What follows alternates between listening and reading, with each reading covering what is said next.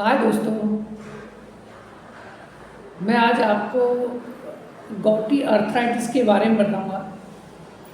जो गॉटी arthritis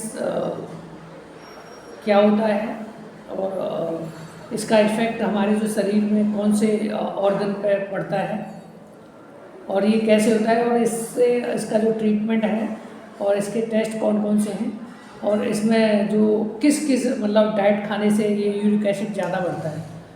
uric acid का मतलब होता है कि deposition of uric in your joint.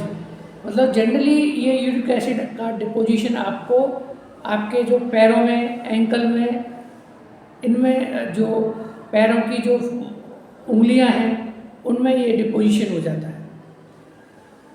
तो इस क्या कारण है कि यूरिक एसिड का डिपोजिशन पैरों में हो जाता है। पहला तो हम बोल सकते हैं जो यूरिक एसिड को एलिमिनेशन जो करती है बॉडी वो है किडनी। तो किडनी के द्वारा अगर यूरिक एसिड सही से नहीं बाहर निकल रहा है यूरिन के रास्ते से तो आपका यूरिक एसिड बढ़ जाएगा। दूसरा, आप जो हमारा जो डाइजेस्टिव सिस्टम पर भी की वजह से भी आपका यूरिक एसिड बढ़ जाता है। और दूसरा है जो आपका जो बॉडी है ओवर प्रोडक्शन करे, ज़्यादा प्रोडक्शन करे यूरिक एसिड, उसकी वजह से भी यूरिक एसिड बढ़ जाता है। और जो आपका डाइट में आप non veg food generally sea food बोलते हैं जिनको, मछलियाँ जो ज़्यादा खाते हैं, मीट, रेड मीट जो ज़्यादा लेते हैं, उनका भी यूरिक एसिड जनरली ज़्यादा बढ़ जाता है।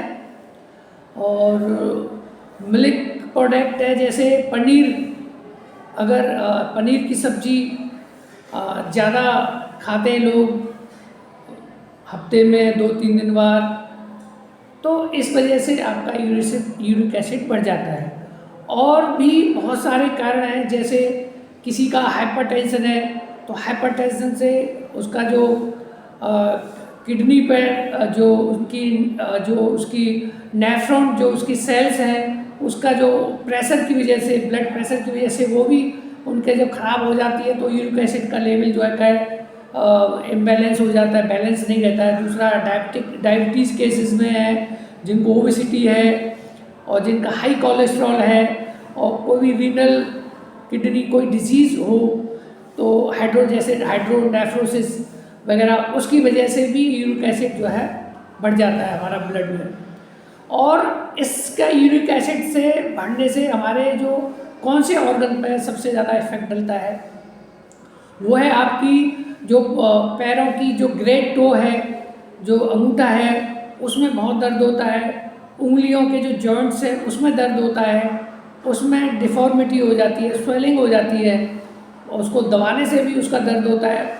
और दूसरा जो एंकल जो उसका है, एंकल में स्वेलिंग होने की वजह से उसका मूवमेंट कम हो जाता है, उसमें पेन होता है। और जब आदमी जब चलता फिरता है तो उसको बहुत तकलीफ महसूस होती है। तो इस वजह से उसका जो पूरा बॉडी का जेस्चर जो चलते समय वो भी उसका जो है सही से नहीं हो पाता और एक जो है बॉडी में चलने में एक डिफॉर्मिटी पता चलता है। और इसका अभी आता है कैसे पता करें कि हमारे जो बॉडी का यूरिक एसिड सही से चल रहा है।